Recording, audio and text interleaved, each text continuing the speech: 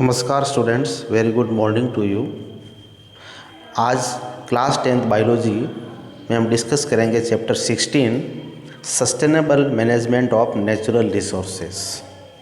जैसा कि हमें दिख रहा है कि नेचुरल रिसोर्सेज मीन्स ऐसे रिसोर्सेज जो कि हमें नेचर ने दिए हैं, तो इन रिसोर्सेज का किस तरह से हम सस्टेनेबल मैनेजमेंट करें, किस तरह से हम इनका सुव्यवस्थित उपयोग करते हुए, इनको किस तरह से वेल अरेंज यूज़ करते हुए हम नेचुरल रिसोर्सेज को बचा सकते हैं और क्यों करना चाहिए।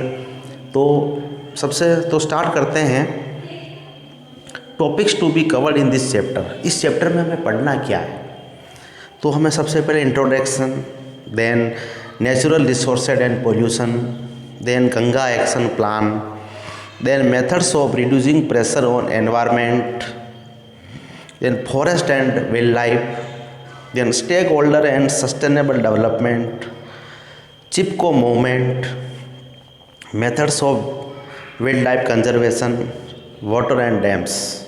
इन सभी टॉपिक्स को हम इस चैप्टर में डिस्कस करेंगे और बहुत ही इम्पोर्टेंट और इंटरेस्टिंग चैप्टर है और बोर्ड में भी अच्छे क्वेश्चंस पूछे जाते हैं, जैसे कि गंगा एक्शन प्लान क्या है और फॉरेस्ट चिपको मूवमेंट के बारे में क्या है और इस तरह से कौन कौन से अवार्ड्स हैं, वाटर एंड डैम्स क्या है और ट्रेडिशनल मेथड्स ऑफ वाटर जो हैं खादीन, उसके बारे में डिस्कस करते हैं और पोल्यूशन क्या होता है, किसकी वजह से पोल्यूशन होता है, इन सब चीज़ों को हम डिस्कस करेंगे। तो let us start the chapter natural resources. It includes the total natural environment as all parts of earth are of same used to man. They are actually stocks of nature such as water, soil, mineral, coal, forest. But due to increasing population and technological development, our natural resources are getting polluted and depleted. Natural resources क्या है कि जो भी nature के द्वारा दिया हुआ reserve stock है, जैसे कि वाटर है, सॉइल है, मिनरल्स हैं, कोयला है, फॉरेस्ट है, ये सभी नेचुरल रिसोर्सेज हैं।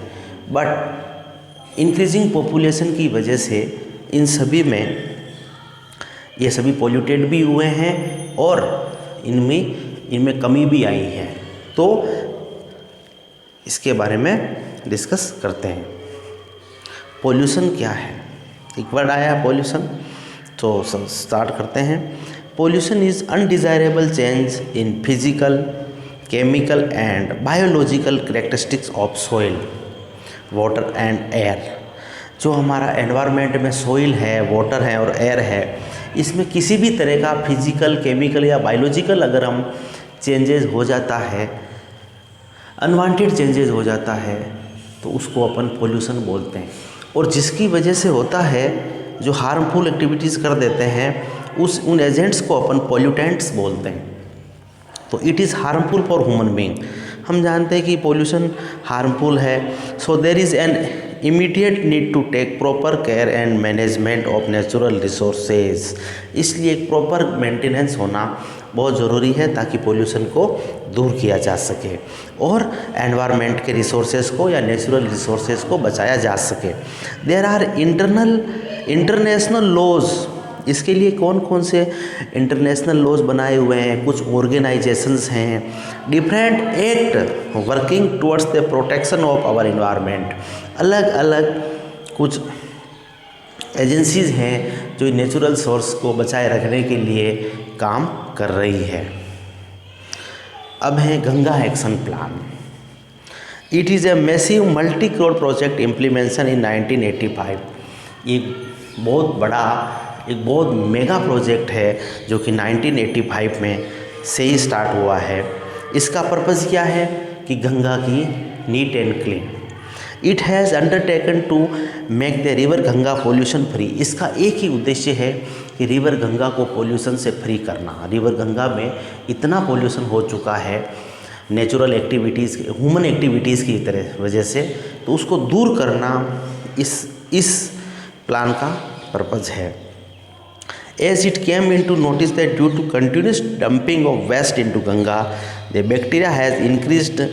गंगा में कंटिन्यूस डंपिंग कर रहे हैं हम, कुछ लोग वहाँ जैसे कंटिन्यूस चीज़ों को डालते हैं, जैसे कुछ रॉक वगैरह, बोन वगैरह जो ले जाया जाता है घर से, एक धार्मिक एक धार्मिक स्पिरिचुअल रीजन से भी लोग वहाँ जाते हैं और कुछ कर्मकांड ऐसे करते हैं जिसकी वजह से वहाँ कंटिन्यूस डंपिंग हो रहा है, उसकी वजह से वहाँ बहुत सारे बैक्टीरिया ग्रोथ कर रहे हैं। और this has lead to pollution in Ganga as people use Ganga river as bathing, washing clothes, और बहुत सारी अदर एक्टिविटीज़ भी हो गई है, नहाने में यूज़ कर रहे हैं, कपड़े धोने में। कुछ लेदर इंडस्ट्रीज़ हैं जो भी पानी को यूज़ करते हैं गंगा, और उसमें वेस्ट को उसी में सीक्रेट कर रहे हैं। इसलिए this all activities affect the pH of water and makes it contaminated. इन सारी एक्टिविटी से गंगा का पोल्यूशन, गंगा रिवर पोल्यूटेड हो रही है। तो इस गंगा रिवर को पोल्यूशन फ्री करने के लिए गंगा एक्शन प्लान स्टार्ट किया गया।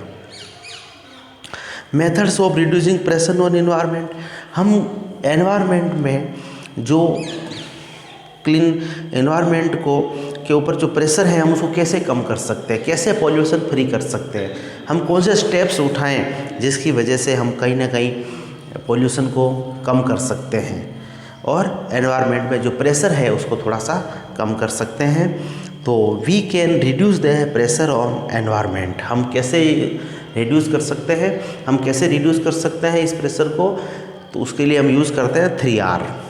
3R मतलब रिड्यूस, रीयूज़ एंड रिसाइकिल। ये 3 स्टेप्स हैं जिनको अगर हम फॉलो करें लाइफ में तो हम एनवायरनमेंट को पॉल्यूटेड फ्री कर सकते हैं। रिड्यूस का मतलब कमी, यानी it means use lesser natural resources, यानी कम से कम नेचुरल रिसोर्सेज का यूज़ करो। Switch off the electric appliances when not needed, बिजली के लाइट्स वगैरह स्विच बंद रखो जब आप लोग यूज़ नहीं कर रहे हो। सेव फ्यूल्स बाय वॉकिंग, छोटी छोटी जगह पैदल चलकर जाने से भी, वॉकिंग करने से भी हम फ्यूल को बचा सकते हैं। अननेसेसरी बाइक्स और या फिर कार वगैरह से सफ़र करते हैं तो उससे पेट्रोल डीजल्स को हम वेस्ट करते हैं। तो इसको अगर रिड्यूस करें, हम वॉकिंग का स्टेप्स लेकर के भी हम एनवायरनमेंट को पोल्यूशन फ्री कर सकते हैं। Save food by not wasting food, और खाना अननेसेसरी जो वेस्ट होने से बचा सकते हैं। जितनी ज़रूरत है उतना ही हम खाएं और अननेसेसरी फूड को वेस्ट होने से अगर हम बचाएं तो उससे भी हम एटमॉस्फेयर में बहुत बड़ा स्टेप्स ले सकते हैं एटमॉस्फेयर को क्लीन करने में। तो ये रिड्यूस था। नेक्स्ट है रीयूज़। हम रीयूज़ क्या करें? It means using articles again like use of used envelope, the containers of jam and pickles are reused.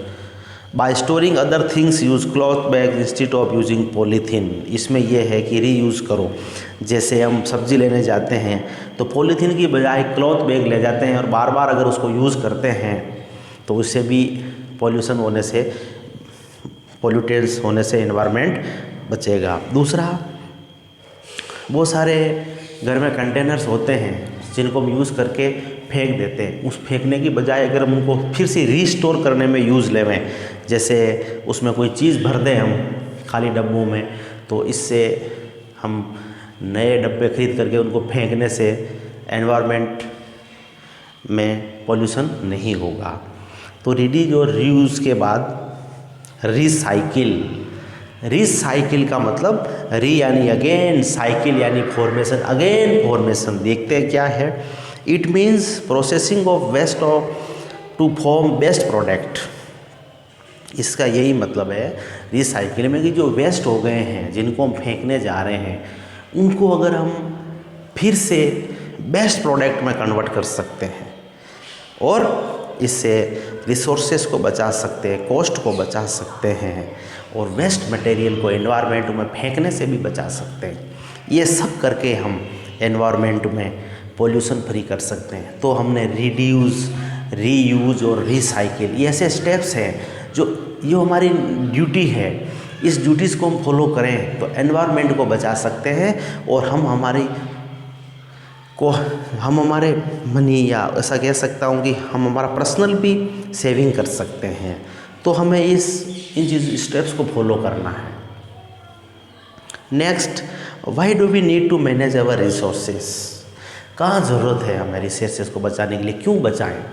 कभी कभी क्वेश्चंस आता है, लोग सोचते हैं कि मेरे को क्या है, मैं क्यों इस रिसोर्सेज को बचाऊं। It is our duty, moral duty.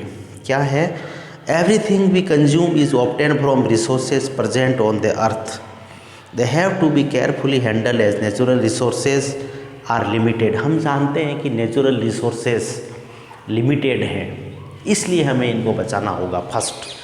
क्योंकि अगर ये अनलिमिटेड होते हैं तो कोई प्रॉब्लम नहीं, लेकिन लिमिटेड होने की वजह से एक दिन ऐसा आएगा कि ये ख़त्म हो जाएंगे, फिनिश हो जाएंगे, तो फिर हम कहाँ से यूज़ करेंगे। इसलिए नेचुरल रिसोर्सेज को हमें बचाना होगा।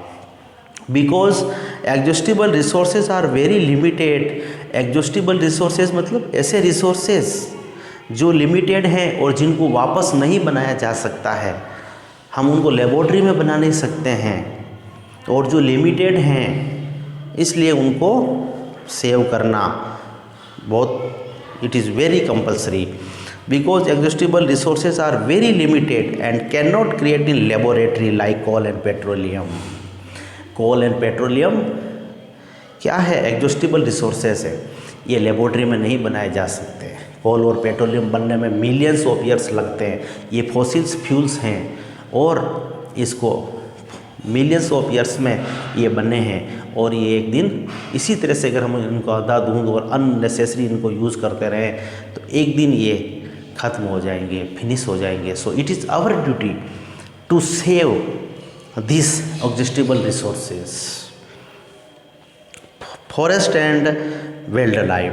फॉरेस्ट क्या है और वाइल्ड लाइफ, यानी फॉरेस्ट हैं, जंगल हैं, तो उसमें रहने वाले जीव भी रहेंगे। अगर हमने फॉरेस्ट को ही डिस्ट्रॉय कर दिया तो हज़ारों जीव जंतु चले जाएंगे, एनिमल्स भी मर जाएंगे। तो अगर हम फॉरेस्ट को बचाते हैं तो एनिमल्स अपने आप प्रोटेक्ट होंगे। तो देखते हैं, फॉरेस्ट आर बायोडाइवर्सिटी हॉटस्पॉट। मैंने कहा ना, फॉरेस्ट बायोडाइवर्सिटी का एक इम्पोर्टेंट प्लेस है। Biodiversity means varieties of living organism. अगर फॉरेस्ट हैं तो वहाँ पर वेराइटीज़ ऑफ लिविंग ऑर्गेनिज्म मिलेगी आपको, तो इसलिए फॉरेस्ट को बचाना बहुत ज़रूरी है। Variety of biodiversity lives in forest. एक फॉरेस्ट में केवल प्लांट ही नहीं होते हैं, बाकी वेरियस स्पीसीज़ एनिमल्स की भी बहुत सारी स्पीसीज़ वहाँ सर्वाइव करती है। तो हमें उन सब को, अगर हमें एनिमल्स को, स्पीसीज़ को बचाना है तो हमें फॉरेस्ट को बचाना होगा। These forests are also our natural resources and need to be conserved as well as they are a habitat for wildlife. तो these forests are also our natural resources। ये फॉरेस्ट जो हैं वो भी हमारे नेचुरल रिसोर्सेज हैं, और अगर इनको भी हमने अंधाधुंध काट करके इंडस्ट्री लगा दी या अर्बनाइजेशन कर दिया तो एक प्लांट एक दिन कंप्लीट हो जाएंगे, तो बायोडाइवर्सिटी भी फिनिश हो जाएगी। और बायोडाइवर्सिटी अगर डिस्ट्रॉय हो गई तो प्लांट्स, एनिमल्स सब के डिस्ट्रॉय हो जाने से कहीं ना कहीं जो फूड चेन है, फूड वेब है, वो सब एक डिस्टर्ब हो जाएगी, और एनवायरनमेंट को में भी इसका इफेक्ट देखने को मिलेगा, और अल्टीमेटली इनडायरेक्टली या डायरेक्टली ह्यूमन बीइंग को भी इसका प्रेशर झेलना पड़ेगा। तो एक फॉरेस्ट और को बचाना और वाइल्ड लाइफ को बचाना, अपने आप फॉरेस्ट बचा लीजिए, मिलियंस ऑफ स्पीसीज उसमें जो सर्वाइव कर रही है वो अपने आप बच जाएगी। तो forest and wild life is also a natural resources, तो इनको भी बचाना हमारा आवर मोरल ड्यूटी। तो स्टूडेंट्स, नेक्स्ट हम देखते हैं स्टेक होल्डर्स। सबसे पहले मीनिंग समझते हैं स्टेक होल्डर्स का। They are the person and parties having a binding in and assets the forest. ये वो लोग हैं या वो पार्टी हैं या वो एजेंसी हैं जिनका ड्यूटी है फॉरेस्ट को बचाना, जिनकी ड्यूटी है नेचुरल रिसोर्सेज को बचाना। ये कौन कौन हो सकते हैं, स्टेक होल्डर्स कौन हो सकता है? लोकल, यानी लोकल पीपल्स, यानी फॉरेस्ट को बचाने वाले कौन हो सकते हैं? लोकल पीपल हो सकते हैं। Who live around forest and depend on forest product. ऐसे लोग जो जंगलों के पास रहते हैं, फॉरेस्ट के पास रहते हैं और उन्हीं के ऊपर डायरेक्टली डिपेंडेंट होते हैं, तो वो लोग फॉरेस्ट को बचाने में कंट्रीब्यूशन करते हैं। वो नहीं चाहते हैं कि कभी फॉरेस्ट डिस्ट्रॉय हो जाए, फॉरेस्ट को काट दिया जाए। क्यों? कि अगर फॉरेस्ट को ही पेड़ पौधों को ही काट दिया जाएगा तो वो लोग कैसे अपने आप को सर्वाइव कर पाएंगे। तो ये लोकल लोग हैं जो कि फॉरेस्ट को बचाते हैं। दूसरा है फॉरेस्ट डिपार्टमेंट। ये गवर्नमेंट बॉडी होती है। फॉरेस्ट डिपार्टमेंट में फॉरेस्ट ऑफिसर होते हैं, पुलिस फोर्स होती है, जिनका पर्पज़ क्या है कि ये गवर्नमेंट बॉडी होती है which look after the forest, जो कि फॉरेस्ट को बनाती है। अगर आप भी फ्यूचर में फॉरेस्ट ऑफिसर बनते हैं या फॉरेस्ट डिपार्टमेंट ज्वाइन करते हैं तो आप भी इस फॉरेस्ट को बचा सकते हैं, वाइल्ड लाइफ को बचा सकते हैं, बायोडाइवर्सिटी को बचा सकते हैं। इंडस्ट्रियलिस्ट यानी ऐसे लोग जो कि फॉरेस्ट से वुड वगैरह लेकर के उससे कुछ मटेरियल बना के बेचते हैं, तो वो भी यही चाहते हैं कि फॉरेस्ट बने रहे ताकि हमारा उनका बिजनेस चलता रहे। तो इंडस्ट्रियलिस्ट जो होते हैं, जैसे they take raw material for their running industry, वो रॉ मटेरियल कहाँ से लेते हैं, जैसे वुड है, टिम्बर इंडस्ट्री है, फर्नीचर इंडस्ट्री है। तो जो टिम्बर इंडस्ट्री, लकड़ी का बिजनेस करने वाले लोग हैं या फर्नीचर का बिजनेस करने वाले लोग हैं, वो लोग क्या चाहते हैं कि फॉरेस्ट बचे रहे ताकि उनसे हम लकड़ी लेकर के हम हमारी बिजनेस, हमारी इंडस्ट्री को चला सकें। तो ये वो स्टेक होल्डर्स हैं जो कि फॉरेस्ट को या एनवायरनमेंट को बचाने के लिए अपना मोरल ड्यूटी पे करते हैं। अब है सस्टेनेबल डेवलपमेंट। देखते हैं हम, it is controlling the use of resources in such a way that it has equitable availability and continuous flow of product and services to present and future generation without any impact on environment. Sustainable development होता है इस तरह से हम natural resources को use करें कि हमारी प्रेजेंट में हमारी नेसेसिटी कंप्लीट हो जाए और फ्यूचर में जो आने वाली जनरेशन है उनको किसी भी तरह की प्रॉब्लम फेस ना करनी पड़े। तो इसको बोलते हैं सस्टेनेबल डेवलपमेंट कि आज अगर हम अनलिमिटेड यूज़ कर लेंगे रिसोर्सेज को तो आने वाली जनरेशन का क्या होगा। तो इसलिए हम उनको जुडिशली यूज़ करें अगर, तो आने वाली जनरेशन, हमारा प्रेजेंट भी अच्छा होगा और फ्यूचर में आने वाली जनरेशन को भी प्रॉब्लम फेस नहीं करनी होगी। इसको बोलते हैं sustainable development.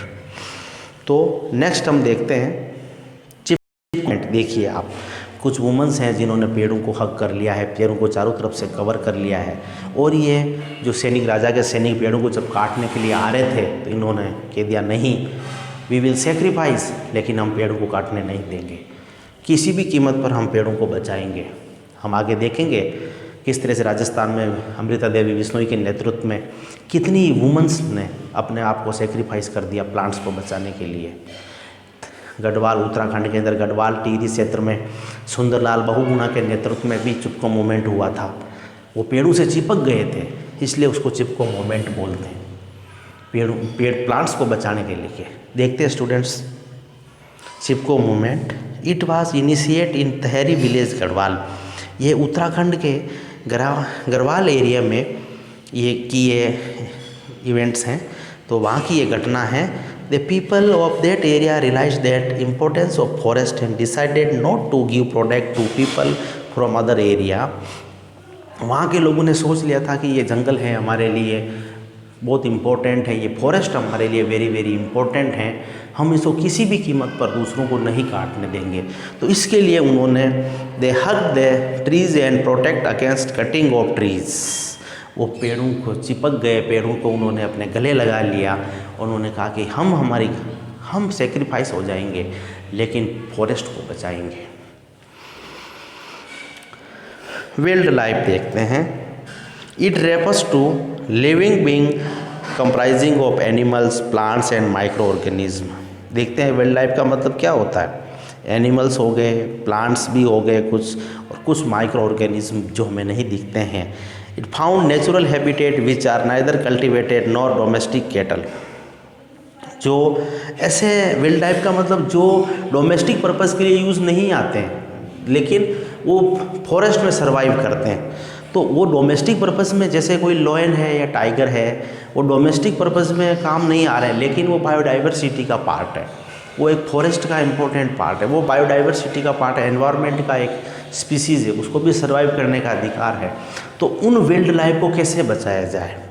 It is threatened due to high degree of exploration and human interference like तो बहुत सारी ह्यूमन एक्टिविटी की वजह से इन वाइल्ड लाइफ को भी नष्ट किया जा रहा है, जैसे habitat destruction, over exploration, hunting, जैसे शिकार करना, हंटिंग में शिकार करना। ओवर एक्सप्लोरेशन का मतलब अंधाधुंध पेड़ों की कटाई करना, जंगल के जंगल, फॉरेस्ट के फॉरेस्ट बर्बाद करके वहाँ पर नए नए वो इंडस्ट्री सेटअप हो रही है।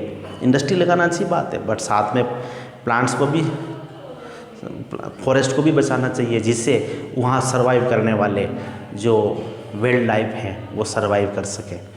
और हैबिटेट डिस्ट्रक्शन का मतलब हम उनको ले जा करके दूसरी जगह शिफ्ट कर देते हैं, या उनकी जो क्लाइमेटिक फैक्टर को अगर हम चेंज कर देंगे तो उन लोगों का, उन वाइल्ड एनिमल्स का सर्वाइव करना मुश्किल हो जाता है। Methods of wild life conservation, हम कैसे बचा सकते हैं जो वाइल्ड लाइफ है। हमने पहले कहा कि अगर हम फॉरेस्ट को बचाते हैं तो वहाँ सर्वाइव करने वाले वाइल्ड लाइफ अपने आप बच जाएगी, उसमें रहने वाले जंगली जो जीव हैं, जानवर हैं, वो अपने आप सर्वाइव कर पाएंगे, और उनके सर्वाइव करने से बायोडाइवर्सिटी में कंजर्वेशन होगा, बायोडाइवर्सिटी बढ़ेगी, और बायोडाइवर्सिटी अगर बचेगी तो एनवायरनमेंट में कभी कोई प्रॉब्लम नहीं होगी। तो कैसे हम बचा सकते हैं? First, national park. अगर हम नेशनल पार्क बना दें तो भी हम वाइल्ड लाइफ को बचा सकते हैं। देखते हैं नेशनल पार्क, जैसे it is protected area where cultivation, grazing and hunting are not allowed. National park क्या होता है? एक ऐसी जगह जहाँ पर कल्टीवेशन नहीं होता, वहाँ पर कोई खेती भी नहीं कर पाएगा, वहाँ पर ग्रेजिंग नहीं करेंगे ताकि वहाँ, और हंटिंग भी वहाँ अलाउड नहीं है, कोई भी शिकार नहीं कर सकता है, ताकि उस पर्टिकुलर जगह पर रहने वाले वाइल्ड लाइफ जो एनिमल्स हैं, डियर रह रही है, बियर है, लॉयन है, टाइगर है, रेबिट है, एलिफेंट है, अपने आप सर्वाइव कर सके। दूसरा, जैसे नेशनल पार्क का एग्जांपल देखते हैं अपन, Jim Corbett national park. Jim Corbett national park का आपने नाम सुना ही होगा। ओके, काजीरंगा नेशनल पार्क, इस तरह से। सेकंड है सेंचुरी। सेंचुरी भी क्या है? Protected area where hunting is not allowed but all other activities are were allowed. Sanctuaries वो जगह है जहाँ पर हंटिंग तो अलाउड नहीं है, बाकी अदर एक्टिविटीज़ होती, जैसे वहाँ कुछ ग्रेजिंग वगैरह करते हैं, कल्टीवेशन भी होता है, लेकिन फिर भी वो ऐसी प्रोटेक्ट एरिया है जहाँ पर हंटिंग अलाउड नहीं है। उस वजह से भी हम कुछ वाइल्ड लाइफ एनिमल्स को बचा सकते हैं।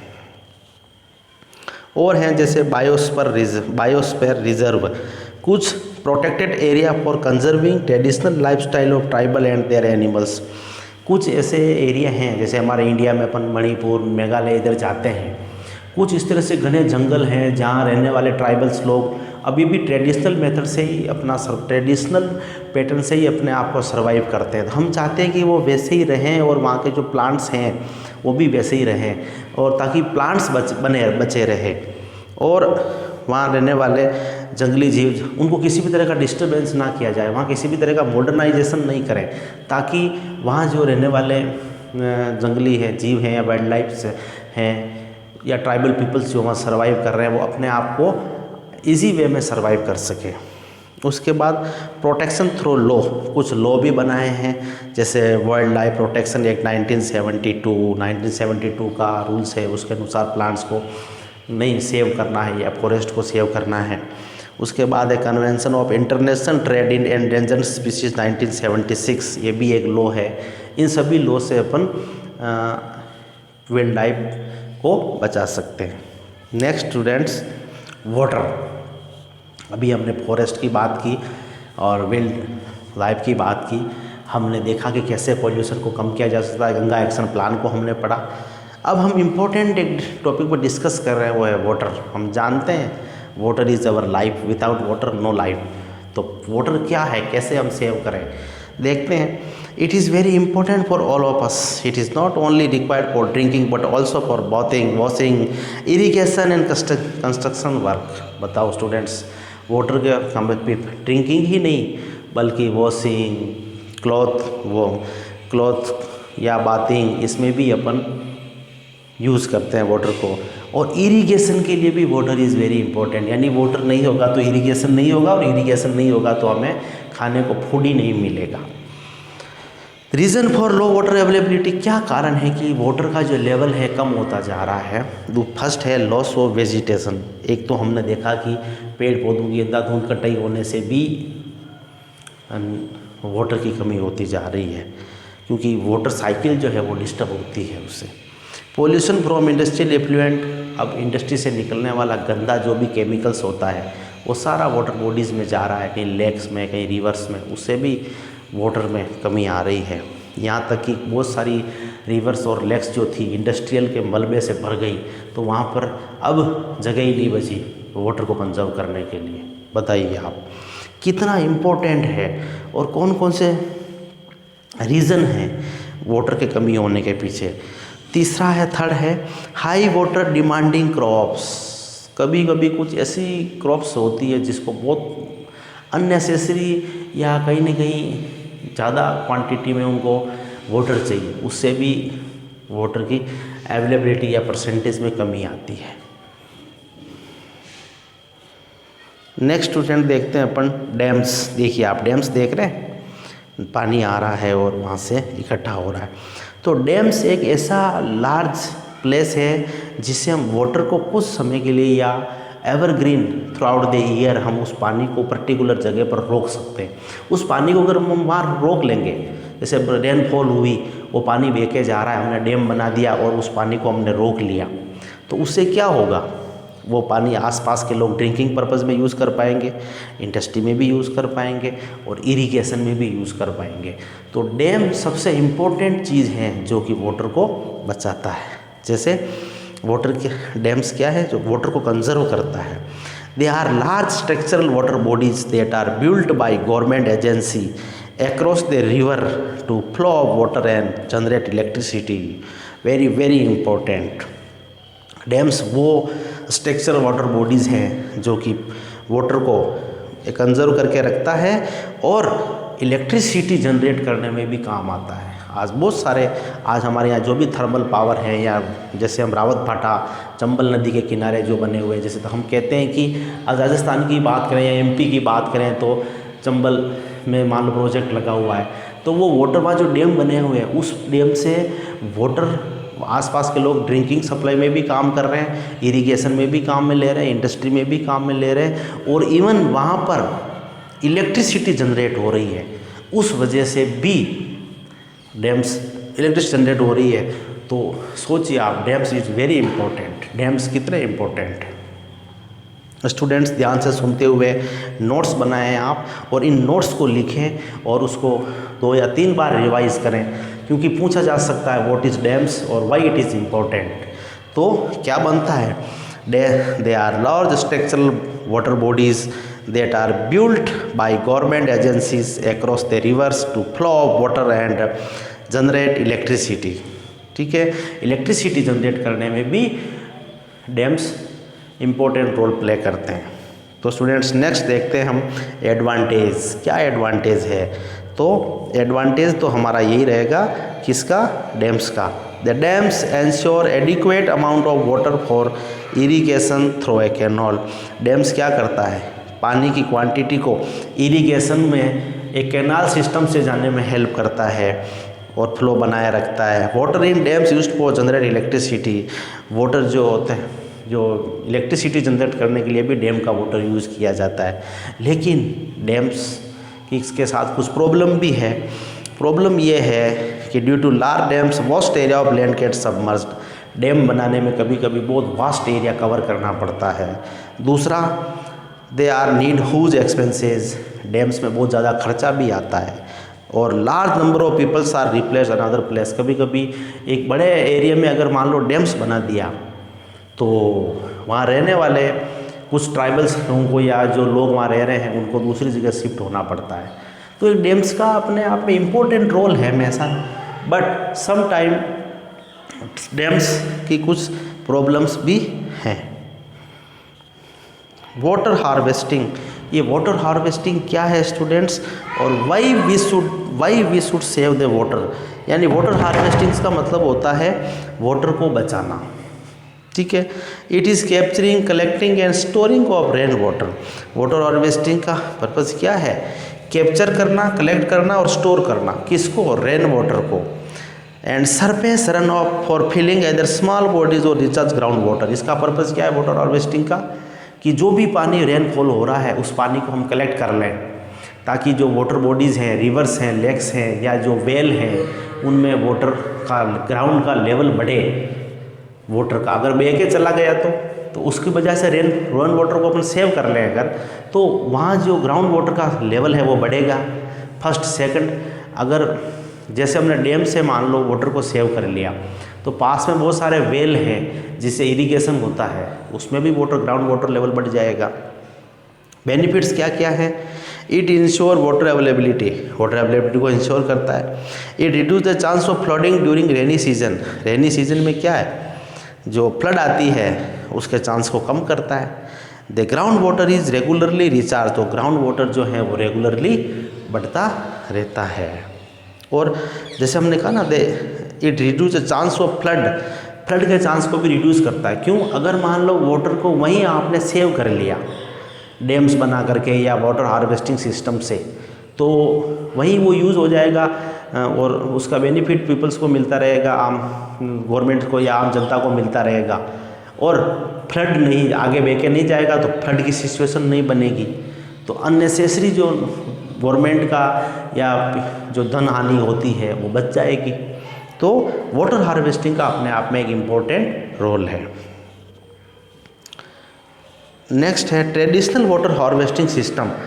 अभी एक्चुअली वाटर हार्वेस्टिंग तो करते हैं, हमने कहा कि डैम बना के भी हम वाटर को कंजर्व करते हैं, पर कुछ ट्रेडिशनल वाटर हार्वेस्टिंग सिस्टम हैं। लास्ट ईयर भी ये क्वेश्चन आया था और कभी कभी एग्जाम में पूछते हैं कि ट्रेडिशनल वाटर हार्वेस्टिंग सिस्टम को समझाइए, तो स्टूडेंट्स बड़े ध्यान से सुने आप। इसमें एक सिस्टम है, उसका नाम है खादिन सिस्टम। ये खादिन सिस्टम क्या है? एक इस तरह का ट्रेडिशनल सिस्टम है जिसकी वजह से ग्राउंड वाटर भी बढ़ता है और वाटर को सेव किया जा सकता है। कैसे? देखो, it is traditional rain water harvesting for agriculture in Rajasthan. Rajasthan में इस खादिन सिस्टम के नाम से जाना जाता है। हिमाचल प्रदेश में जैसे कुल्लू है, कुछ अलग अलग स्टेट्स में अलग अलग नाम से जाना जाता है, बट ये है वाटर हार्वेस्टिंग का एक टाइप। तो खादिन में क्या होता है? खादिन सिस्टम में it is traditional rain water harvesting, rain water को बचाने का बहुत ट्रेडिशनल मेथड है ये। It consist of very long earthen embankment down the slope of catchment area which help in retaining run of water. A well is often dug behind the embankment to store extra overflow water. They store water, percolate and increase the level of ground water. बड़े ध्यान से सुनना आप। इसमें क्या होता है कि एक रिवर्स के आगे या जो लार्ज एरिया होता है वहाँ पर एक एम्बैंकमेंट यानी एक बहुत बड़ी बांध दीवार बना दी जाती है, उससे वहाँ पर और उसके पीछे कुल वेल भी खोद दिए जाते हैं, कुएँ भी खोद दिए जाते हैं। उससे क्या होगा कि वहाँ पर जब रेन वाटर जब वहाँ कंजर्व हो जाएगा तो कुछ समय के लिए वो रेन वाटर वहाँ कंजर्व रहेगा, तो 2 महीने 3 महीने ही, तो वहाँ जो आसपास की खरीफ की फसल हैं उसको भी पानी मिल जाएगा, प्लस पीछे जो वेल है उसमें भी ग्राउंड वाटर डेवलपमेंट हो जाएगा। आप इसको डायग्राम से समझिए। देखिए, खादिन सिस्टम है, एक एम्बैंकमेंट बना दिया, एक बहुत बड़ी दीवार बना दी है।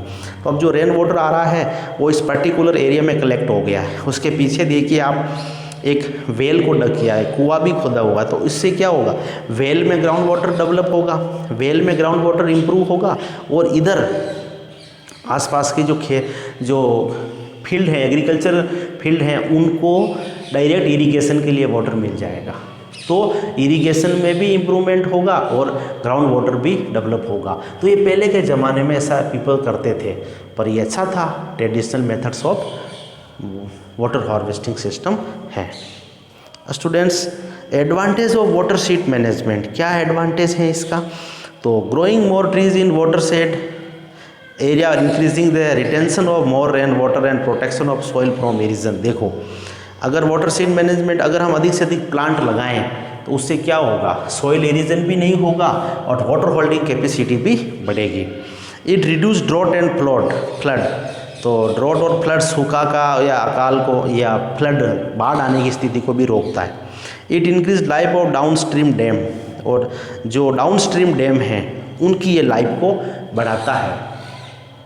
ये वाटर शीट मैनेजमेंट के एडवांटेज है। Next students, coal and petroleum, अभी हमने डिस्कस किया था। Coal and petroleum are the exhaustible natural resources, और हम जानते हैं कि ये लिमिटेड है, एक दिन फिनिश हो जाएंगे, इसलिए अगर इनका जुडिशली यूज़ नहीं किया तो एक दिन ऐसा आएगा कि कोल और पेट्रोलियम का अगर कोई अल्टरनेट सोर्स भी नहीं ढूंढा तो कोल और पेट्रोलियम की कमी आ जाने से लोगों का जीवन तो मुश्किल में होगा ही, देश की अर्थव्यवस्था भी ख़त्म हो जाएगी। तो आप देखिए कोल और पेट्रोलियम क्या है, हम कैसे बचा सकते हैं और कितनी मुश्किल से जो हमारे तक आते हैं और कैसे बनते हैं। हम देखते हैं कोल और पेट्रोलियम और आज समझते हैं कि एग्जॉस्टिबल रिसोर्सेज हैं ये और एनवायरनमेंट का या नेचुरल सबसे टॉप नेचुरल रिसोर्सेज हैं ये और हमें इनको क्यों बचाना चाहिए। देखते हैं, दीज आर फॉसिल्स फ्यूल्स। ये फॉसिल्स फ्यूल्स है मतलब आज जो भी कोल और पेट्रोलियम हमको मिल रहा है, मिलियंस ईयर्स पहले बहुत सारे प्लांट, बहुत सारे एनिमल्स जब की डेथ हो गई थी या वो किसी न किसी अर्थक्वेक वगैरह या फ्लड की सिचुएशन में जब उनको डेथ हो गई तो वो डिकम्पोज हो गए। वो डिकम्पोज होने से उनके ऊपर वाटर बॉडी से उनके साथ क्या हुआ, वो आगे जाके फ्यूचर में मिलियंस ऑफ ईयर्स के बाद वो कोल और पेट्रोलियम में कन्वर्ट हो गए और आज हम उनको इसीलिए उनको फॉसिल्स फ्यूल्स बोलते हैं। The reserve of coal and petroleum are not everlasting. It means they are exhaustible resources. Petrol and diesels are commonly used automobiles industry. Mobiles industry में हम जानते हैं कि पेट्रोल और डीजल्स का यूज होता है और ये एक एग्जॉस्टिबल रिसोर्सेज हैं जो कि हम लेबोरेटरी में नहीं बना सकते। Mostly use petroleum for fuel while coal is used in thermal power plant and fuel in home. Petroleum को तो हम ऑटोमोबाइल इंडस्ट्री में यूज़ करते हैं और कोयले को थर्मल पावर प्लांट में भी यूज़ करते हैं। तो स्टूडेंट्स इसको भी बचाना ज़रूरी है। Coal and petroleum are exhaustible. हमने कहा ना एग्जॉस्टिबल मतलब those resources which are limited and not be created in laboratory. वो रिसोर्सेज जो एक दिन ख़त्म हो जाएंगे, लिमिटेड हैं और हम उनको लेबोरेटरी में नहीं बना सकते। तो students they were coal and petroleum are exhaustible. They were formed by degradation of plants and animals millions of years ago. Millions of years पहले प्लांट्स और एनिमल के डिग्रेडेशन होने से ही ये बनते हैं। They are limited and exhaustible and are going to last in near future. ये बहुत लिमिटेड है और आने वाले समय में या 100 ईयर्स में ख़त्म हो जाएंगे। स्टूडेंट्स फिर क्या होगा, तो या तो यही हो सकता है हम इनका जुडिशली यूज़ करें या फिर हम इसकी जगह कोई दूसरा सोर्स ढूंढ लें। Scientist have already started searching for alternative source of energy. हालांकि साइंटिस्ट सर्च कर रहे हैं, जैसे आज कोल और पेट्रोलियम की जगह आज पेट्रोल से चलने वाली गाड़ियों की जगह इलेक्ट्रिसिटी से चलने वाली कारें बना रही है ताकि इलेक्ट्रिसिटी से चले और पेट्रोलियम की बचत हो। ये साइंटिस्ट सोच रहे हैं because these are limited and only for 100 years. ऐसा कहा गया है कि 100 ईयर्स के बाद पेट्रोलियम और कोल ख़त्म हो जाएगा। फिर क्या होगा, या तो हमें सेकंड इसका अल्टरनेटिव सोर्स ढूंढना होगा या फिर हमें इसको सेव करना होगा। Loss of environment due to burning of coal and petroleum. Coal और पेट्रोलियम को अगर हम अंधाधुंध यूज़ करते हैं तो एनवायरनमेंट में क्या होता है। The most important is emission of green house gases. Coal और पेट्रोलियम को जलाने से कुछ अनवांटेड गैसेज एनवायरनमेंट में जाती है, जैसे sulphur dioxide, carbon dioxide, carbon monoxide, ये और ये ग्रीन हाउस गैस को बढ़ाती है। Carbon dioxide is a deadly poisonous gas and it produce by burning of coal. कोयले को जलाने से कार्बन डाइऑक्साइड और कार्बन मोनोऑक्साइड रिलीज होती है और ये बहुत जहरीली गैसें हैं। It react with haemoglobin and create suffocation. कभी कभी कार्बन मोनोऑक्साइड या जो है हमारे हीमोग्लोबिन से भी रिएक्ट करती है। हमारे अगर बॉडी में चला जाए तो हमारे हीमोग्लोबिन से रिएक्ट करके हमें सफोकेशन, सांस लेने में दिक्कत होती है। और कभी कभी बंद कमरे में अगर कहते हैं कि कोल वगैरह का धुआं हो तो इंसान की डेथ भी हो सकती है। बहुत हमें इसके लिए अलर्ट रहना होगा। Reduce energy consumption. कैसे हम एनर्जी के कंजम्पशन को रिड्यूस कर सकते हैं। मैं ये नहीं कह रहा हूँ एनर्जी कंजम्पशन बंद कर दो, रिड्यूस कीजिए, जुडिशली यूज़ कीजिए। आप हम समझदार बने, इस तरह से कदम उठाएं। रिड्यूस, रिसाइकिल, रीयूज़ हमने पढ़ा है, वो कदम उठा करके भी हम एनवायरनमेंट को बचा सकते हैं, हम इस एनर्जी को बचा सकते हैं। आने वाली जनरेशन्स के लिए हम कुछ अच्छा कंट्रीब्यूट कर सकते हैं। तो देखते हैं, by simply taking different approach in our day to day activities we can save lot of energy in life. हमारी एवरीडे लाइफ में हम कुछ ऐसे स्टेप्स फॉलो करें जुडिशली और ऑनेस्टली हम उनको फॉलो करें तो हम एनर्जी कंजप्शन को बचा सकते हैं। इंस्टीट्यूट ऑफ कार और स्कूटर यूज़ पब्लिक ट्रांसपोर्ट। आप पब्लिक ट्रांसपोर्ट का यूज़ कर लीजिए, हर जगह कार और स्कूटर सांस होकर दिखाने की ज़रूरत नहीं है।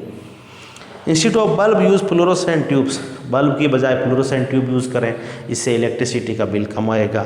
Institute of lift use stairs. Lift की बजाय सीढ़ियों से चढ़ने की कोशिश करें। Avoid heater, warm and extra sweater for warmth. लोग विंटर में क्या करते हैं, हीटर जला करके अपने आप को खुश रखते हैं। नहीं, आप एक्स्ट्रा स्वेटर पहन लीजिए, हीटर को आप स्विच ऑफ कर दीजिए, जिससे क्या होगा, एक्स्ट्रा एनर्जी कंजप्शन नहीं होगी। जहाँ आपको ज़रूरत है एनर्जी कंजप्शन तो वहाँ तो आपको यूज़ कर सकते हो, बट कभी कभी पंप एंड शो में, दिखावे में भी इंसान एनर्जी कंजप्शन करता है, तो हमें इसको भी बचाना होगा। इसको भी हम बंद कर सकते हैं और एनर्जी को बचा सकते हैं। तो स्टूडेंट्स, इस तरह से इस चैप्टर में हमने बहुत सारी इंपॉर्टेंट चीज़ें डिस्कस की है और ये बहुत इंपॉर्टेंट है, एवरीडे लाइफ में भी ये बहुत इंपॉर्टेंट है। तो स्टूडेंट्स, इसको ध्यान से सुने और इसके नोट्स बनाते हुए प्रिपेयर करें अपने आप को। Okay students, all the best.